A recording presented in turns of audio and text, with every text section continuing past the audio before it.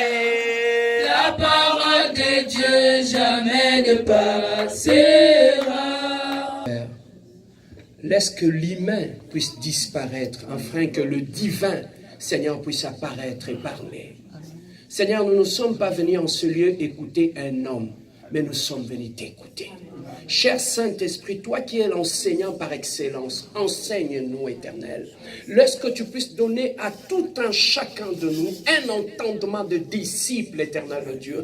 Seigneur, je résiste, Éternel, contre tout esprit d'intellectualisme, d'incrédulité, de fuite de messages, de vol de paroles. Je le repousse au loin de cet endroit au nom puissant de notre Seigneur Jésus-Christ. Éternel Dieu de gloire, dispose nos cœurs afin que nous soyons enseignables, Éternel Dieu de gloire. Seigneur, laisse que cette parole qui sortira de ce lieu, Seigneur, soit la réponse au questionnement d'une personne, Seigneur. Parle-nous. Merci, Seigneur, pour ton amour. Voilà pourquoi moi et ton peuple, nous te disons gloire et louange à toi, Seigneur Jésus-Christ. Amen. Oh, j'entends quelqu'un qui dit Amen. Est-ce que quelqu'un est dans la joie ce matin? Oh, quelqu'un est dans la joie ce matin. Oh, quelqu'un peut agiter sa main, dire que je suis dans la joie. Oh, quelqu'un ce matin peut dire mon cœur est... Parce que la parole de Dieu dit, il est bon et agréable pour deux frères et des sœurs de demeurer ensemble, car c'est là que je déverse quoi? Ma bénédiction. Tu n'as même pas besoin qu'on puisse te bénir. Le seul fait que tu es présent en ce lieu, tu es béni. Amen. Oh, quelqu'un est béni ce matin. Amen. Oh, quelqu'un est béni ce matin. Amen. Oui, bien aimé, rapidement, nous allons prendre nos Bibles. Les textes que nous allons exploiter. Je suis allé le chercher dans le livre de Jérémie. Jérémie, chapitre 15. Jérémie, chapitre 15, versets 18 à 20.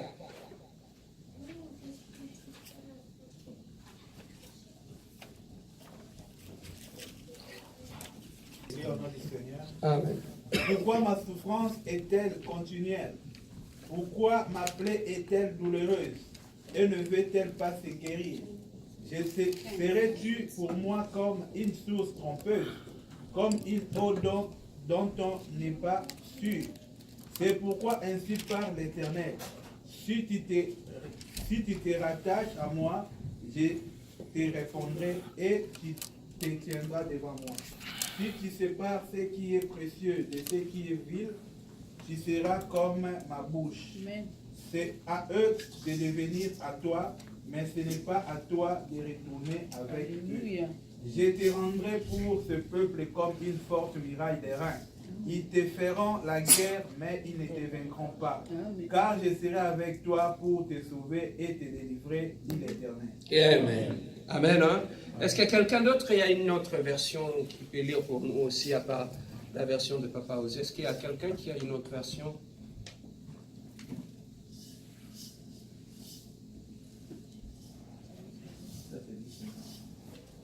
Bien-aimé, Jérémie était en train de se poser une question. Après avoir observé ce qui s'est passé dans sa vie, comme tout autre être humain, il avait commencé à se poser des questions. En observant, bien aimé dans le Seigneur, ce qui se passait dans sa vie. Jérémie avait remarqué qu'il n'était pas dans la paix. Malgré qu'il marchait avec Dieu, malgré qu'il était avec Dieu, mais Jérémie avait remarqué quelque chose dans sa vie qui ne tournait pas à rond. C'est aussi pareil, bien-aimé, pour la vie de tout un chacun de nous. Lorsque nous lisons les Écritures, nous comprenons une chose, qu'il y a beaucoup d'enfants de Dieu qui ont toujours eu du mal à savoir quoi faire lorsque tout devient noir dans la vie. Bien-aimé, lorsqu'on prend un pilote d'avion, un pilote de ligne, on le prépare pour transporter des gens d'un point A vers un point B, la compagnie d'aviation va s'assurer qu'effectivement, que le pilote a été bien préparé. Parce que entre ses mains, nous allons mettre la vie de gens. Entre ses mains, nous allons mettre le bien de gens. Entre ses mains, il y aura plein de choses. Alors, cette personne qui va transporter les gens du point A vers le point B, on doit se rassurer que cette personne, il saura quoi faire lorsque les imprévus viendront. Amen. Hein? Est-ce que quelqu'un peut dire les imprévus? Les imprévus. Oui, bien aimé.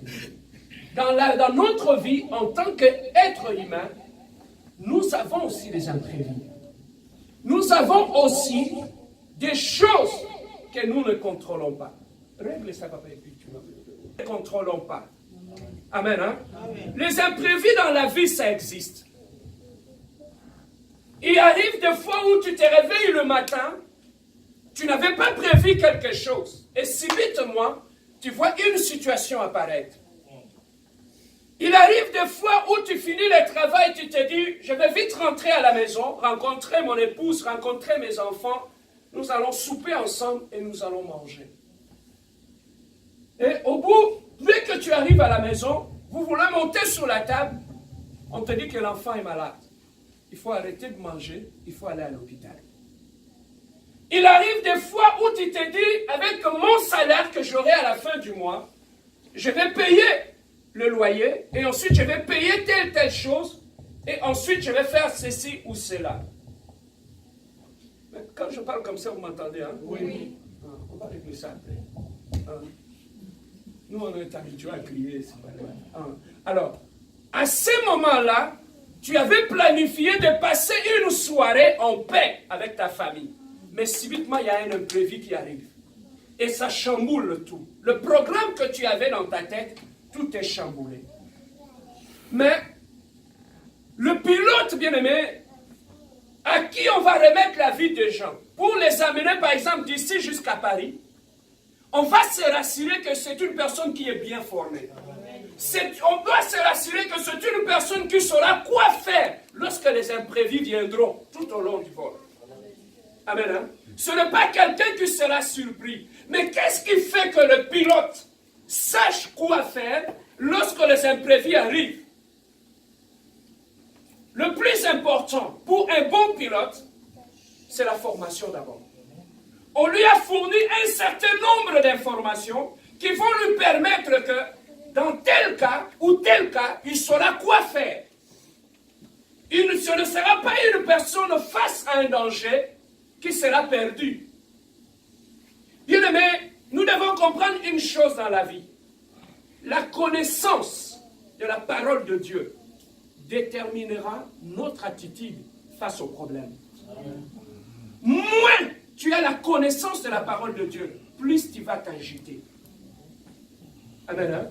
Alors, plus tu as des informations, plus tu es bien formé, tu as la parole de Dieu, moins tu vas t'agiter face au danger. Mais qu'est-ce qui arrive dans le chef de beaucoup d'enfants de Dieu lorsqu'ils sont face au danger? Pourquoi on s'agite? Pourquoi on s'inquiète? On remarque quand même des enfants de Dieu face au danger abandonner la foi.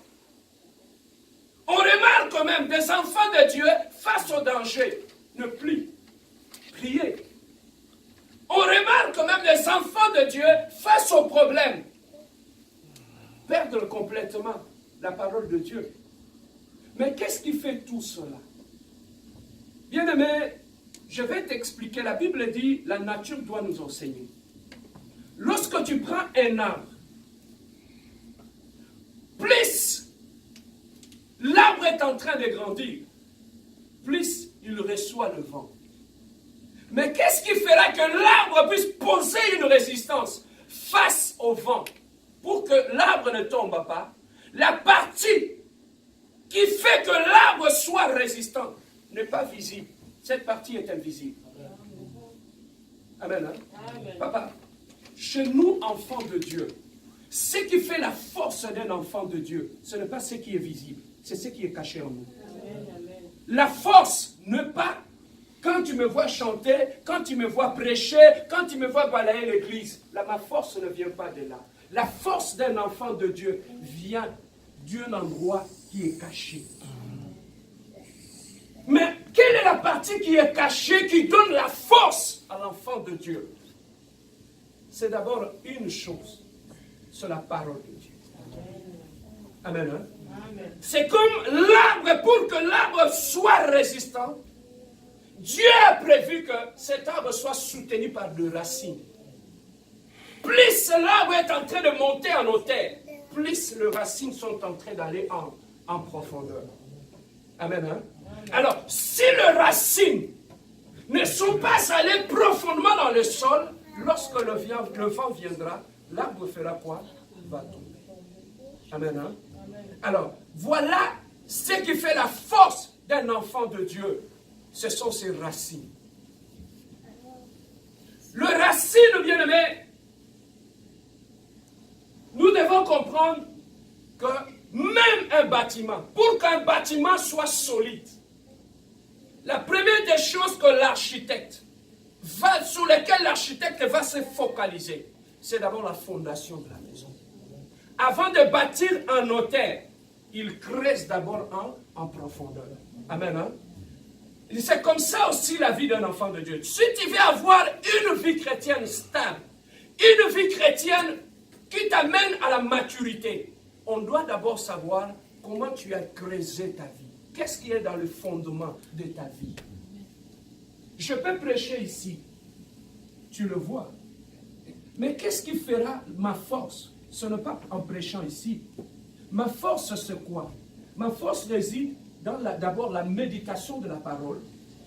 Ma force réside au travers de mes genoux. Quand je finis de préparer mon message, je me mets à genoux, je prépare mon message à genoux pour que toi tu sois béni ce matin. Amen. Hein? Amen. Alors, c'est ça qui fait que même maintenant je peux prêcher, tu dis, ah, le pasteur a bien prêché. Tu as vu la partie visible, mais la partie cachée de la préparation de ces messages, tu ne l'as pas vu. Ce qui fait la différence entre tel prédicateur ou tel prédicateur ne réside pas pour avoir une bonne locution, une bonne articulation. La force réside dans la méditation de la parole et dans le génie. Amen. Hein? Amen. Alors, c'est ça aussi en tant qu'enfant de Dieu, dans notre vie, en tant qu'enfant de Dieu. Si tu veux avoir une vie chrétienne stable, pense d'abord à bâtir ou à fonder ta vie sur la parole de Dieu. Bien-aimé, en tant qu'être humain, le problème peut arriver dans ma vie. Ça peut m'agiter, le problème. Ça peut m'agiter. Ça peut me donner mal à la tête. Ça peut me désillusionner. Mais le problème, à la fin de tout cela, comment est-ce que je peux expliquer ça? Tu sais, lorsque tu marches, tu trébuches. Hein? Quand tu trébuches, tu perds ton équilibre, n'est-ce pas? Alors quand tu commences à aller, dès que tu trouves un point d'appui, tu peux le toucher automatiquement, ça stoppe ta chute. Amen. Hein? C'est ce qui arrive. Le point d'appui sur lequel nous nous appuyons pour stopper notre chute, c'est la parole de Dieu. Amen. Amen. Hein? Le problème peut arriver dans ta vie. Ça peut te bousculer. Mais qu'est-ce qui arrive lorsqu'on est confronté à un problème? L'être humain rentre au fond de lui-même. Lorsque nous rentrons au fond de nous-mêmes, c'est là qu'on va aller chercher nos repères. Nos repères, c'est la parole de Dieu. Qu'est-ce qui arrive? Deux personnes qui sont confrontées au même problème, mais ils ne réagissent pas de la même façon. Ça veut tout simplement dire, lorsque l'autre est face au problème, il est rentré au fond de lui-même, il a trouvé la parole de Dieu. Mais l'autre, lorsqu'il était rentré au fond de lui-même, il n'a pas trouvé la parole de Dieu. C'est ça, quand je lisais, ça c'est les gens du monde. Il y a un psychologue qui expliquait, il dit, nous avons reçu beaucoup de gens qui ont eu des problèmes de santé mentale, d'anxiété, de dépression et machin, truc. Mais le problème, nous avons remarqué que les gens qui ont la spiritualité, difficilement, ils sombrent dans la dépression. Pourquoi? Parce qu'ils ont la parole. La parole, c'est comme un amortisseur. Amen. Hein? Lorsque le problème arrive, ça amortit sur la parole. Et la parole te redonne la force. La parole te relève. Voilà pourquoi Dieu a fait en sorte que, lorsque tu traverses un moment difficile, que tu ne comptes que sur lui. Amen. Hein? Que tu ne comptes pas sur les gens, mais que tu ne comptes que sur lui. Alors, ici, beaucoup de chrétiens, en venant au Seigneur, on les a expliqué que la vie chrétienne, c'est une vie paisible, où il fait beau vivre, où il n'y aura plus de problèmes, où il n'y a plus rien. Et ce qui est triste, la façon qu'on est en train d'enseigner au peuple de Dieu, en leur faisant croire que tout ce qui t'arrive de mauvais, c'est le diable qui est derrière. C'est ça qui fait que, au travers de ce qui nous arrive, le diable peut être derrière. Au travers de tout ce qui t'arrive, Dieu peut être derrière. Au travers de tout ce qui t'arrive, toi-même tu peux être derrière ce qui t'arrive. Il y a 3 personnes. Amen. Hein? Ce ne sont pas que le diable, ce n'est pas que le diable, ce n'est pas que Dieu, il y a toi-même aussi. C'est ça qui fait que lorsque tu regardes beaucoup de chrétiens, ils réfléchissent au moins quand quelque chose les arrive. Tu sais pourquoi? Parce qu'ils ont, quand quelque chose arrive, au lieu de chercher, aujourd'hui ils sont en train de vivre la conséquence, mais la cause qui a fait que je me retrouve dans cette situation, il ne veut pas le voir de cette façon-là. Pourquoi? Parce qu'on lui a montré tout simplement que ton problème, c'est le diable qui est derrière. Amen. Hein? Alors, c'est ça qui arrive dans notre vie en tant qu'enfant de Dieu. Lorsque une situation t'arrive, la première des choses, pose-toi la question, qui est derrière ce problème qui m'arrive? Pourquoi le diable nous attaque? Le diable, depuis la nuit du temps, que tu lui fasses du bien, que tu lui fasses du mal, il va toujours te faire du mal. Pourquoi? Parce que lui, dans sa mission, dans sa façon de fonctionner, c'est de te faire du mal. Le diable, lui, même si tu es gentil avec lui, dans sa façon de fonctionner, il faut qu'il t'ôte la paix. Il faut qu'il te déstabilise. Il faut qu'il te puisse te détruire. Voilà pourquoi la Bible dit, il appelle les voleurs.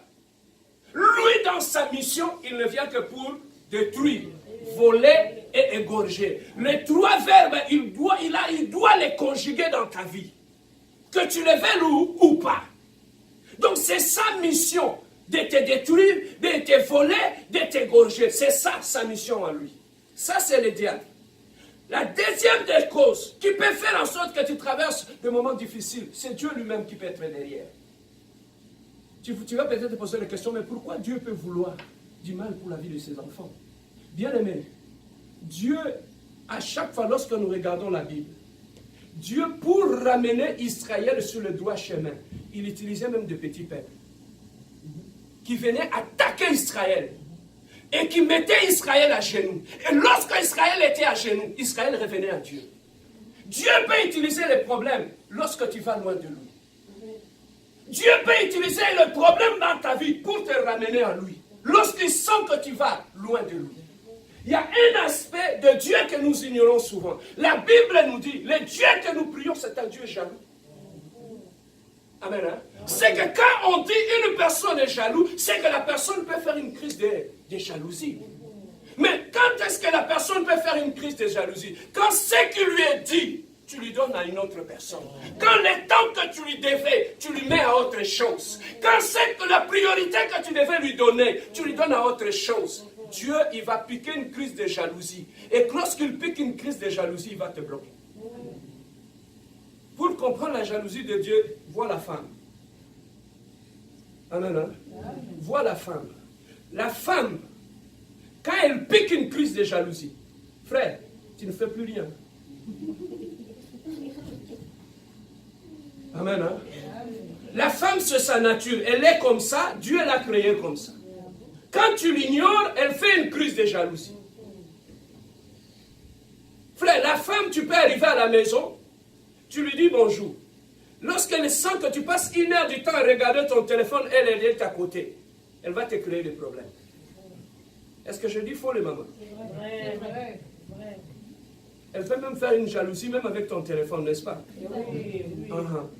Donc voilà, les hommes qui sont avertis, ils savent qu'il y a un temps où je dois passer avec mon épouse et je dois éteindre mon téléphone, le mettre à côté, pour ne pas susciter de jalousie. Amen. Alors, si la femme peut se manifester de cette façon-là, et à combien plus forte raison, notre Dieu. Amen. C'est que le problème qui t'arrive maintenant, c'est Dieu qui l'a permis. Pourquoi Dieu l'a permis? Observe ton temps de prière. Le problème qui t'arrive maintenant, c'est Dieu qui l'a permis. Observe le niveau de la crainte de Dieu que tu as. Tu ne les crains plus comme tu les craignais.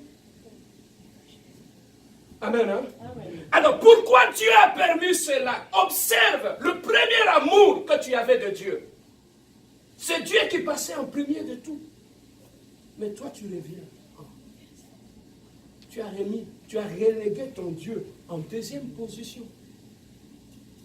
Observe même, bien-aimé, la façon que tu viens au culte. Tu viens à ton rendez-vous. Papa, vous savez, une fois j'étais en train de lire un livre, on parlait sur la...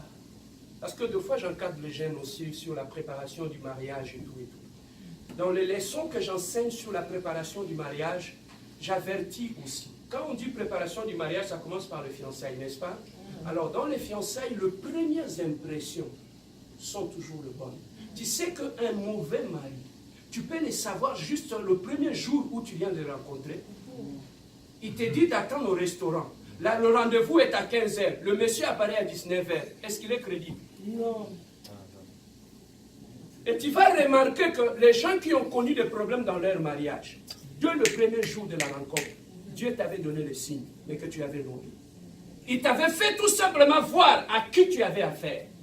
Donc la première impression peut aussi être la bonne. Amen. Hein?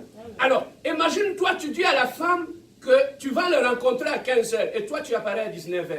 Quelle va être sa réaction? Elle va se fâcher, n'est-ce pas? Pourquoi? Parce que tu es venu en retard. C'est que même la notion du temps compte. Donc, le respect et la considération que tu donnes à une personne tient aussi compte de ta ponctualité au rendez-vous. N'est-ce pas? Amen. Donc, plus une personne te respecte, plus la personne va être ponctuelle au rendez-vous. Observe la façon que tu viens au culte.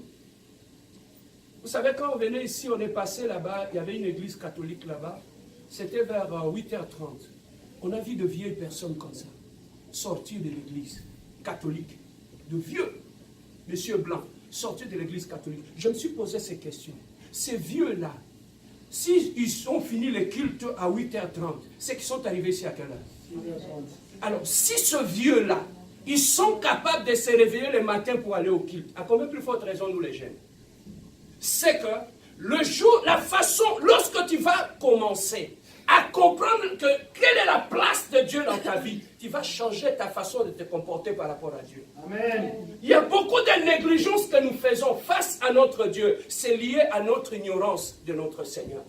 Plus tu vas commencer à comprendre Dieu, plus Dieu va commencer à prendre la première place dans ta vie, la crainte de Dieu va augmenter, même la façon de servir Dieu va augmenter.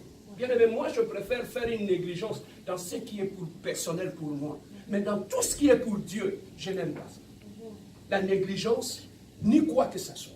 Pourquoi? Parce que le Dieu qui est là, il y a un principe que je dis. La place que tu donnes à Dieu dans ta vie, c'est la place que lui aussi va te donner. Vous savez, nous sommes tous là. Quand nous prions, nous n'avons pas les mêmes priorités devant Dieu. Est-ce que vous le savez? Pose-toi la question. Pourquoi X est malade? On appelle Papa Yves, il impose la main. Seigneur, guéris cette personne. La personne est guérie sur les champs. Mais pourquoi la même personne qui est malade, d'autres personnes, quand ils viennent prier pour lui, ça leur prend une semaine pour que la personne soit guérie? D'où vient la différence? Ils ont prié les mêmes dieux, non? Mais pourquoi, lorsque lui a prié, c'était instantané, les autres, ça a pris du temps? La priorité que tu donnes à Dieu dans ta vie, c'est la priorité qu'il te donne. Dieu, c'est un Dieu d'intérêt.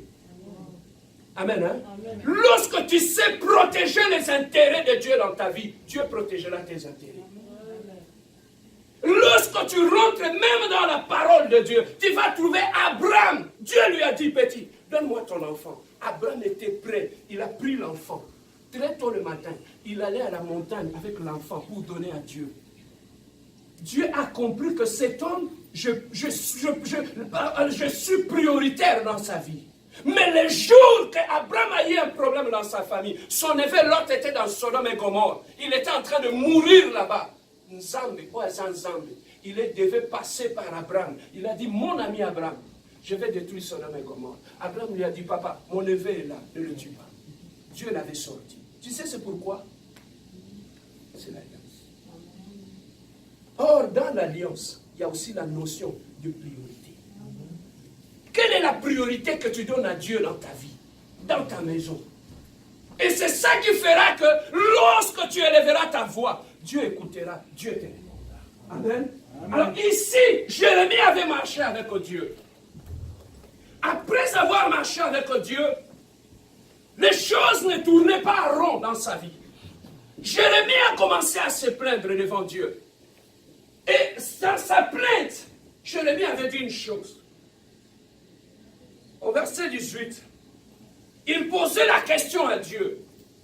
Pourquoi ma souffrance est-elle continuelle? Ça veut dire que Jérémie, malgré qu'il craignait Dieu, malgré qu'il marchait avec Dieu, je vais ouvrir une parenthèse là-dessus.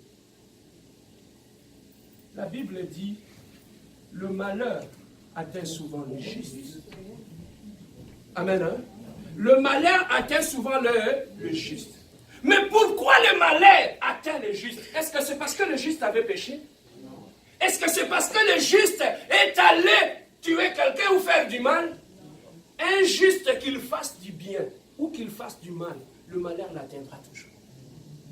Amen. Hein? Certains problèmes nous arrivent, non pas parce que nous avons péché. C'est ça qui fait que dans l'église, lorsque cette notion n'est pas comprise, c'est ça qui fait que quand papa il va à un problème, ou papa, n'importe qui a un problème, on commence à se murmurer. Est-ce que ça a un problème? Est-ce que ça lui m'a soumoté? Quelqu'un vraiment qui craint Dieu, pourquoi seulement ça peut lui arriver? Pourquoi seulement problème sur problème? Pourquoi cela soit arrivé? Une église qui n'est pas mature, qui n'est pas enseignée, va sombrer dans ces choses. Mais une église qui est mature, il sait que notre frère, il est juste. Mais ce qui lui arrive, c'est la volonté de Dieu. Amen. Hein? Le malheur atteint souvent le juste. Bien aimé, même si le juste prie, il dit Seigneur, il fait des prières d'autorité, il fait toutes sortes de prières pour que le mal ne l'atteigne pas. Le mal viendra dans la maison du juste, dans la vie du juste. Non pas parce qu'il avait péché, non pas parce qu'il est allé loin de Dieu, mais c'est tout simplement pour que la promesse puisse s'accomplir.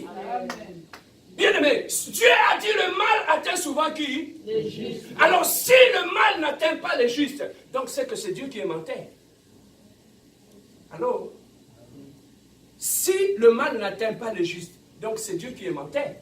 Parce que lui, il avait promis que le mal va atteindre le juste. Alors que pour que lui ne soit pas menteur, qu'est-ce qu'il va faire? Il va permettre. C'est pour sa gloire. Donc certains problèmes nous arrivent pour la gloire de Dieu. Amen. Hein? Amen. Mais j'aime une chose dans ces versets. Le mal atteint souvent le juste. La fin de ces versets me donne de la joie. Le mal atteint souvent les justes, mais l'Éternel en délivre toujours. Pas certaines fois, pas quelques fois, pas rarement, mais il dit toujours. Donc le juste, lorsque le mal va le délivrer, va l'atteindre, ce ne sont pas les voisins qui vont venir le délivrer. Ce n'est pas son oncle, ce n'est pas sa tante, c'est Dieu qui le fait. Voilà pourquoi lorsque tu comprends ces choses, tu ne tournes pas ton regard vers l'oncle, vers la tante, vers les frères, vers l'ami, vers qui que ce soit. Tu te dis, je suis le juste, tout le mal qui m'atteindra. Je sais une chose, Seigneur, tout ce qui m'arrive, je sais une chose, tu m'as promis, tu vas me délivrer. Amen.